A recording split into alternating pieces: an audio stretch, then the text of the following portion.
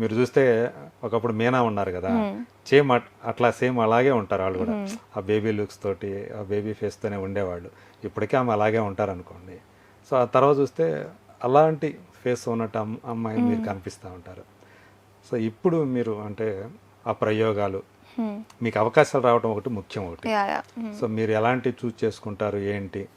చిన్న చిన్న సినిమాలకే చూస్ చేసుకుంటే కొంతమంది పెద్దవాళ్ళు మిమ్మల్ని పట్టించుకోకుండా పోయే అవకాశం ఉంది. సో మీరు ఎలా అంటే ఎలాంటి క్యారెక్టర్ చేయాలి ఏంటి, ఇవి సజెషన్స్ ఇచ్చేవాళ్ళు కూడా ఎవరన్నా ఉండారా మీకు? ఒకటి మా అన్నయ్య ఇస్తూ ఉంటారు ఎప్పుడు నాకు. అంటే అన్నయ్య కూడా ఫిల్మ్ ఇండస్ట్రీ అంటే చాలా పేరు ఇష్టం. మర్చిపోయినాను. నాతో మాట్లాడాడు. ఓకే. అన్నయ్యతో ఎక్కువ ఉంటుంది. అంటే ఫిల్మ్ ఇండస్ట్రీకి సంబంధించింది ఏదైనా అన్నయ్య నేను ఎక్కువ మాట్లాడుతూ ఉంటాము. అండ్ ఈ క్యారెక్టర్ చేయొచ్చు, చేయకూడదు అని నేను చెప్పడు. మేబీ నాకైతే అంత కనెక్ట్ అవ్వట్లేదు, నువ్వు ఆలోచించు అని చెప్పి నాకే వదిలేస్తారు అది కూడా. సో అంటే ఇప్పుడు అంటే నేను కొంచెం పెద్దగా అవుతున్నా కదా, నాకు కూడా ఉంది ఆ డెసిషన్ మేకింగ్ రైట్ అని చెప్పి చెప్తూ ఉంటారు. సజెషన్స్ అయితే అన్నయ్య ఇస్తారు, మా మమ్మీ వాళ్ళు ఇస్తారు. ఇంతకు మించి బయటకి నా బెస్ట్ ఫ్రెండ్స్ కొంతమంది ఉంటారు, వాళ్ళని ఇలా అడుగుతా. వాళ్ళకి అంత ఐడియా ఉండదు కాబట్టి అంతగా చెప్పలేరు, కానీ అన్నయ్య ఎక్కువ సజెషన్స్ ఇస్తూ ఉంటారు.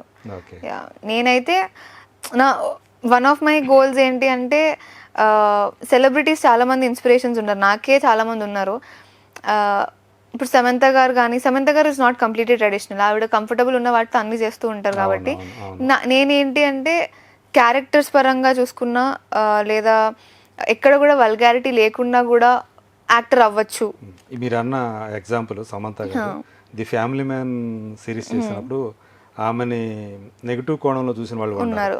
సో ఇలాంటి క్యారెక్టర్ చేసింది ఏమిటి ఈమె, ఎందుకంటే ఆల్రెడీ ఆమె మ్యారీడ్ అప్పటికి. సో ఇది కూడా వెనక వర్కౌట్ అవుతా వస్తాయి ఇలాంటివి కూడా. సో అలా ఆమెను విమర్శించి క్రిటిసైజ్ చేసిన వాళ్ళు కూడా ఉన్నారు.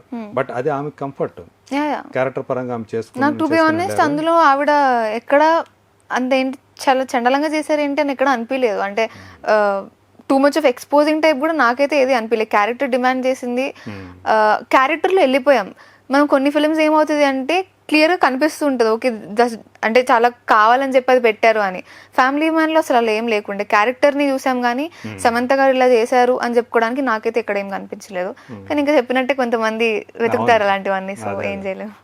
సో నేను ఇందాక చెప్పొచ్చేది అదే, లైక్ నన్ను ఎవరైనా ఇన్స్పిరేషన్గా తీసుకోవాలి అంటే ఎస్పెషల్లీ తెలుగు యాక్టర్స్ కానివ్వండి, అంటే తెలుగు అమ్మాయిలు కానివ్వండి, కొంతమంది ఫ్యామిలీస్లో ఇవన్నీ కొన్ని వెస్టర్న్ కల్చర్కి అలవాటు లేని వాళ్ళు కూడా మీ కంఫర్ట్స్ మీద ఉన్న మీరు యాక్టర్ అవ్వచ్చు, మీకు స్కోప్ ఉంటుంది అన్న ఒక దాంట్లో ఆ విధంగా నేను ఇన్స్పిరేషన్గా అవ్వాలి, ఇన్స్పైరింగ్గా కోరుకుంటున్నాను.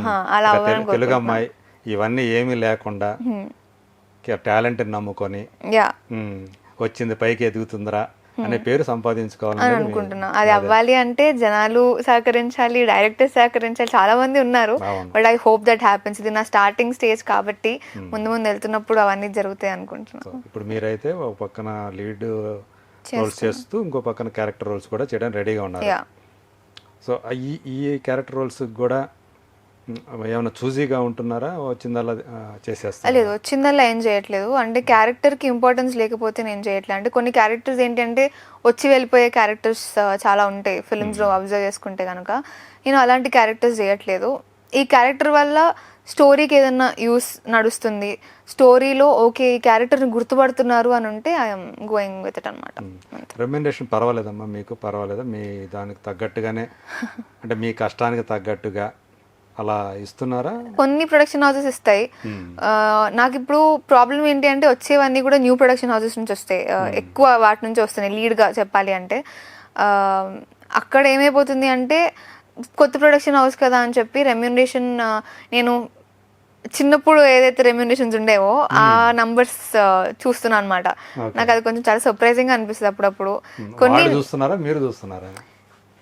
వాళ్ళు నార్మల్ కామన్ గా ఆ నంబర్ కోట్ చేసేస్తారు. నాకు అది చాలా స్మాల్ అమౌంట్ అనిపిస్తుంది. అంటే చిన్నప్పుడు చేసిన దానికి ఇప్పుడు దానికి గ్రాఫ్ పెరిగింది కదా, కొంచెమైనా ఉంటది కదా. సంవత్సరాలు టైం గడిచే కొద్దీ అన్ని పెరుగుతా ఉంటాయి. సో అదొక్కటే అక్కడ దగ్గర అంటే నంబర్ కోట్ చేసిన కొంచెం ఓకే పర్ఫార్మర్ కదా, కొంచెం యాక్టరే కదా అన్నట్టు కోట్ చేసినా ఓకే, మరి దారుణంగా కోట్ చేస్తారు కొంతమంది. సో అక్కడ కొంచెం నవ్వు వస్తుంది, ఇంకా ప్రాజెక్ట్ వద్దనే అనుకుంటా అంతే. సో డిమాండ్ చేసే పరిస్థితి అయితే ఇంకా లేదు ఏమి? డిమాండింగ్ అయితే లేదు. అంటే ఒక అమౌంట్ అయితే చెప్తాం మేము ఇంత అని, అంతకు మించి తగ్గడం కొంచెం కష్టమే అనిపిస్తుంది. కానీ స్టోరీ మరీ బాగుంది అనిపించేస్తే ఐ థింక్ నేను నార్మల్గా డిమాండ్ చేసే అమౌంట్ కన్నా కొంచెం తగ్గైతే డెఫినెట్గా చేస్తాను. ఓకే, మీకు ఏదైతే కమిట్ అవుతారో అమౌంట్ అది మొత్తం అది ఇచ్చేస్తున్నారా ప్రొడ్యూసర్స్ అందరూ, లేకపోతే కొన్ని అటు ఇటు అవుతున్నాయి, డిలేస్ అవుతున్నాయి. లేదు, ప్రస్తుతానికైతే ఎవరు అలా ఎగ్గొట్టింది లేదు, డిలేస్ అవుతున్నాయి. నార్మల్గా ఫిలిం అన్నాక ఫినాన్షియల్స్ అన్నాక చాలా జరుగుతూ ఉంటాయి. As an actor I think నేను కూడా అర్థం చేసుకోవాలి ప్రొడ్యూసర్స్ని. సో డిలేస్ నడుస్తున్నాయి కానీ ఎగ్గొట్టలేదు ఎవరు. అనుకోకుండా ఒక రోజుకి మీరు తీసుకున్నటువంటి చెక్ ఎంత? క్యాషా చెక్కా?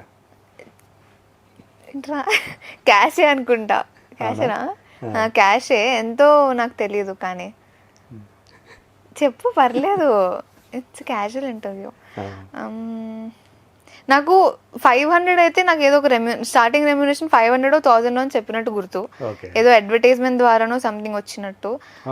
అనుకోకుండాకి తెలియదు. మీరు నెక్స్ట్ టైం వచ్చినప్పుడు సేమ్ క్వశ్చన్ అడగండి, ప్రిపేర్ మీకు ఊహ తెలిసిన తర్వాత, మీకు గుర్తున్న తర్వాత, మీకు ఊహ తెలిసిన తర్వాత మీరు తీసుకున్న రెమ్యూనరేషన్, ఫస్ట్ రెమ్యూనరేషన్ అనుకోండి.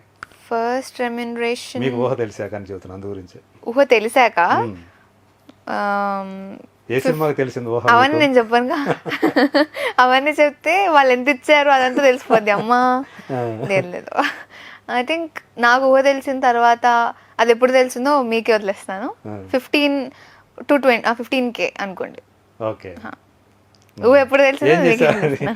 దాన్ని ఏం చేస్తారు? మీరే ఖర్చు పెట్టుకున్నారా లేకపోతే అమ్మకి ఇచ్చారా? నా డబ్బులు నా దగ్గర ఉండవండి, నేను అసలు ఉంచుకోను కూడా ఎక్కువ. నాకు ఏదైనా అవసరం ఉంది అంటేనే తీసుకుంటాను, లేకపోతే నాకు బేసికల్ నచ్చదు. ప్రస్తుతానికి అయితే డబ్బు అంటే అంత పిచ్చి లేదు, పిచ్చి ఉండకూడదని కూడా కోరుకుంటున్నా ఫ్యూచర్లో. ఎందుకంటే దానివల్ల చాలా క్లాసెస్ ఉంటాయి.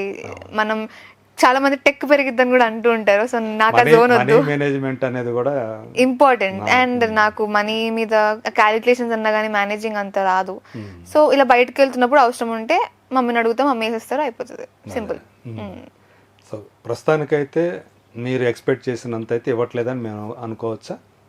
కొంతమంది ఇవ్వట్లేదు, కొంతమంది ఇస్తున్నారు. కొంతమంది దాంతో ఓకే ఓకే అన్నట్టు. కానీ ఇంకొంచెం పెద్దగా పడాలి అని కూడా ఉంది. అది ఎప్పుడు పడుతుందో తెలీదు. ఒక షూటింగ్ లేనప్పుడు యానీ ఏం చేస్తుంటది యూజువల్గా?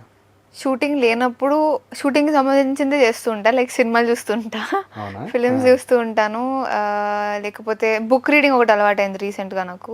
సో బుక్ చదువుతూ ఉంటాను ఏదన్నా. ఇంగ్లీష్. తెలుగు చాలా మంది వచ్చు. నాకు రీసెంట్గా నేను చేసే ఒక ఫిలింలో ఆయన చెప్పారు తెలుగు బుక్స్ కూడా చదవమని. సజెస్ట్ చేస్తే ఎవరైనా డెఫినెట్లీ తెలుగు కూడా స్టార్ట్ చేస్తా. ప్రస్తుతానికి అయితే ఇంగ్లీష్ లవ్ స్టోరీస్ అవన్నీ చదువుతున్నాను ఇంగ్లీష్లో. అవి ఎక్కువ టెంప్ట్ చేస్తున్నాయి, ఓకే బాగున్నాయి అన్నట్టు. అది కాకుండా మ్యూజిక్ వింటూ ఉంటా. ప్రస్తుతానికి లవ్ స్టోరీస్ అయిపోయాయి. ఇది లైఫ్ కి సంబంధించింది అనమాట. కొంచెం the subtle art of not giving a fuck అని చెప్పి ఒకటి ఉంది. ఇది కొంచెం సెన్సార్ లేదు, ఐ మీన్ కట్ చేసుకోండి. కానీ that is the book name. ఎట్లా అంటే ప్రతిదీ సీరియస్ గా తీసుకోకుండా, ప్రతిదానికి ఇన్వాల్వ్మెంట్ లేకుండా కొన్ని చిల్ గా ఉండొచ్చు లైఫ్ లో అని చెప్పి ఉంటుంది ఆ బుక్. సరదాగా ఉండొచ్చు, అన్ని సీరియస్ గా తీసుకోకర్లేదు అన్నట్టు. సో అది కంటిన్యూ అవుతుంది, ఇంకా కంప్లీట్ చేయలేదు. షూటింగ్ షెడ్యూల్ వల్ల అది పాజ్ వచ్చింది, సో కంప్లీట్ చేయాలి. మీకు ఎక్కడికి బయటికి తిరగటాలు, వెకేషన్స్కి వెళ్ళటాలు అట్లాంటి అలవాట్లు లేవా? ఇష్టం. ఆ అలవాటు రావాలి అంటే ఇంట్లో కూడా అందరూ సహకరించాలి. ఇంకా నాది సెలబ్రిటీ ఫేస్ అయిపోయేసరికి కొంచెం ఇబ్బంది అనమాట. బయట వెళ్ళాలి అంటే కూడా ఫ్రెండ్స్ ఉంటే, షాపింగ్ వెళ్ళాలనుకోండి మీరు, అది నాకు బేసికల్ నాకే ఇంట్రెస్ట్ లేదు, అంత ఓపిక ఉండదు. ఈ మ్యాటర్ నేను కొంచెం అబ్బాయిల టైప్ అనమాట, ఎక్కువ అక్కడ నుంచి వెయిట్ చేసుకుని సెలెక్ట్ చేసి అంత ఉండదు.